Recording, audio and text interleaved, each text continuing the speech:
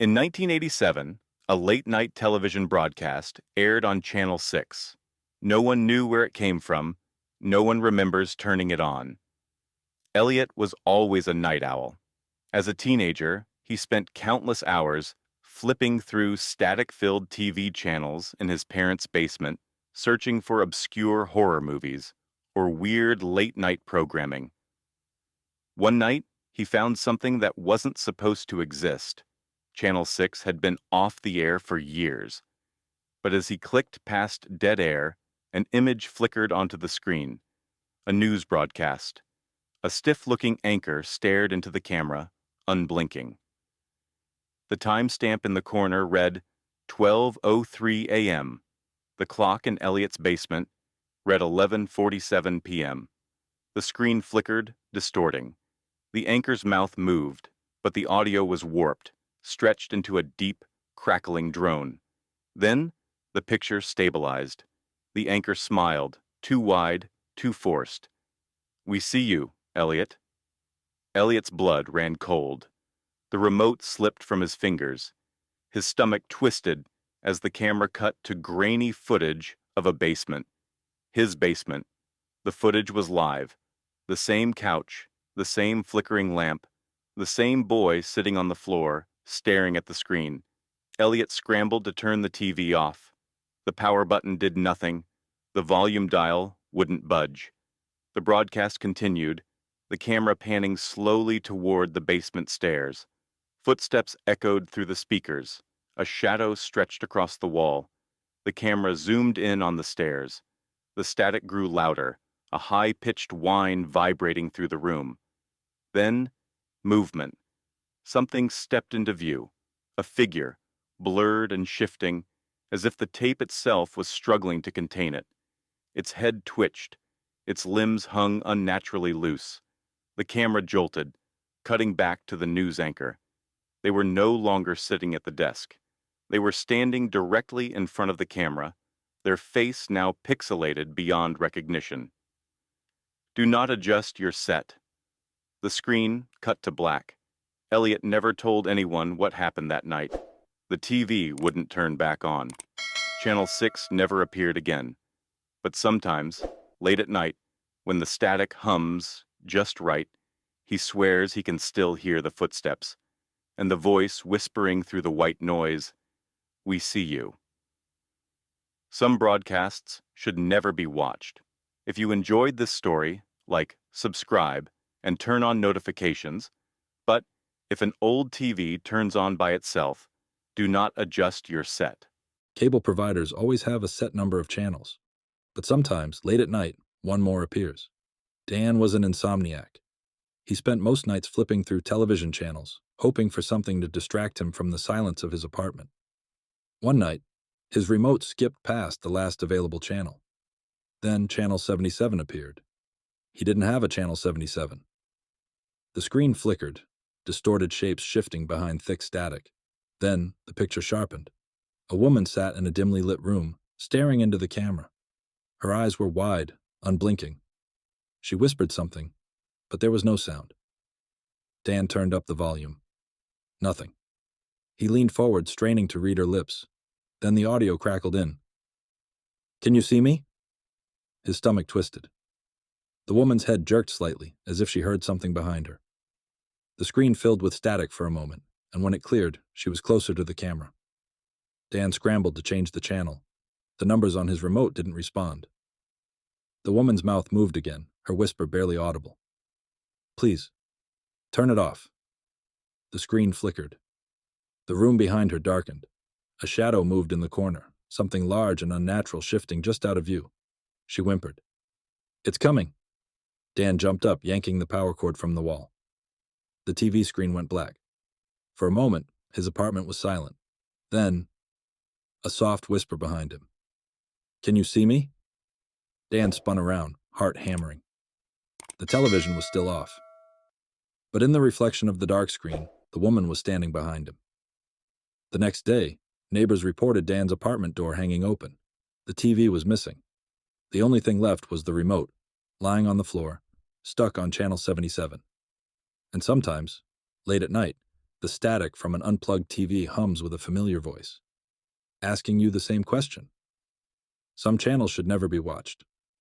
If you enjoyed this story, like, subscribe, and turn on notifications. But if you ever see Channel 77, turn it off.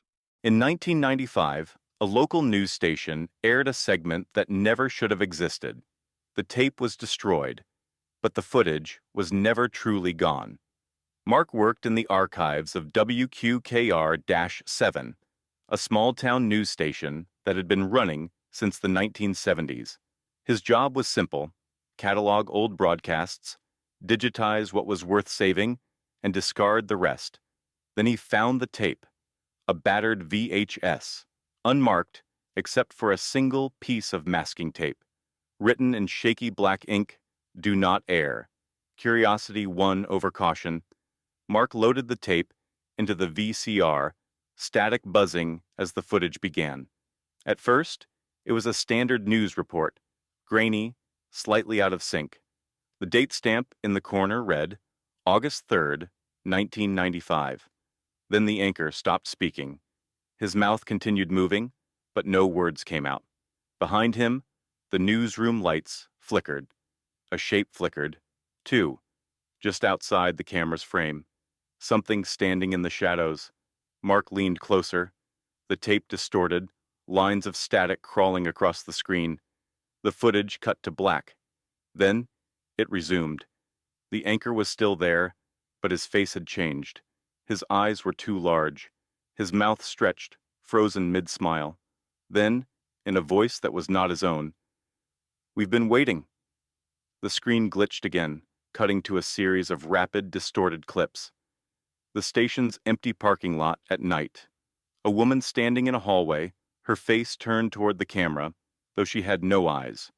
A weather forecast repeating the same temperature over and over, 666 degrees Fahrenheit.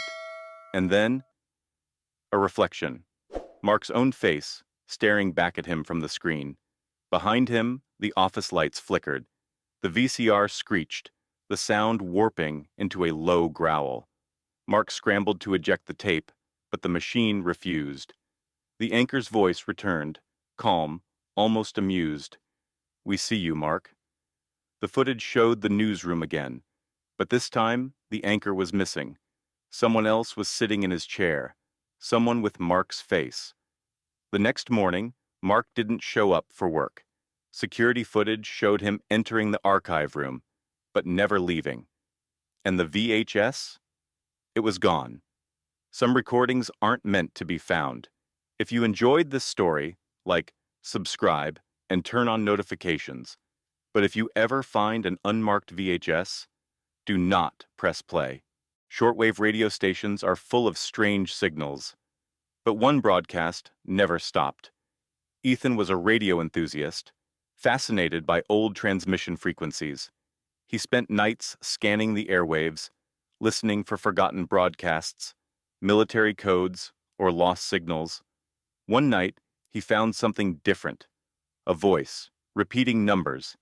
At first, it seemed like a standard numbers station, one of those cryptic Cold War relics that broadcast seemingly random codes. But the voice was wrong. It was too clear, too close, like someone was speaking directly into the microphone, just on the other side of static. 7, 6, 4, 1. Then a pause. Ethan. His own name. Ethan's fingers tightened around the radio dial. He twisted the knob, searching for interference, some logical explanation. But the voice remained, unwavering. His breath caught in his throat. He scrambled to switch channels, but the numbers followed him. Every frequency. The numbers changed, shifting in slow, deliberate tones. He scribbled them down, his hands shaking. When he decoded them, they formed an address. His address. He backed away from the desk, pulse hammering in his ears. The static shifted, deepening into something more like breathing. Low, ragged. Then came the knock at the door. 3 slow, deliberate taps. The apartment was silent. No footsteps in the hall, no shadows beneath the door, just the sound of his own breath and the steady hum of the radio. Another knock. Louder this time. He stood frozen, unable to move. The numbers continued in the background, distorted, stretching into something almost melodic. A long, dragging sound scraped across his floor. Not outside. Inside. The radio crackled violently. The voice was no longer distant. It was in the room. The power flickered. Shadows stretched unnaturally long. Something moved in the corner of his vision. A shape, tall, unmoving, watching. He reached for his phone, hands trembling, but the screen was filled with static. The numbers continued, cycling faster, overlapping in layers that no longer sounded like speech, but something alive. A metallic shriek erupted from the speakers.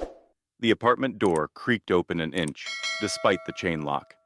Ethan turned toward it, paralyzed. Then the radio hissed its final transmission. You should not have listened. Ethan's apartment was found empty the next day. The radio was still on. The frequency was silent. But sometimes, late at night, a new voice comes through the static, reading your name. Some broadcasts are not meant to be heard. If you enjoyed this story, subscribe, and turn on notifications. But if the radio ever calls your name, turn it off.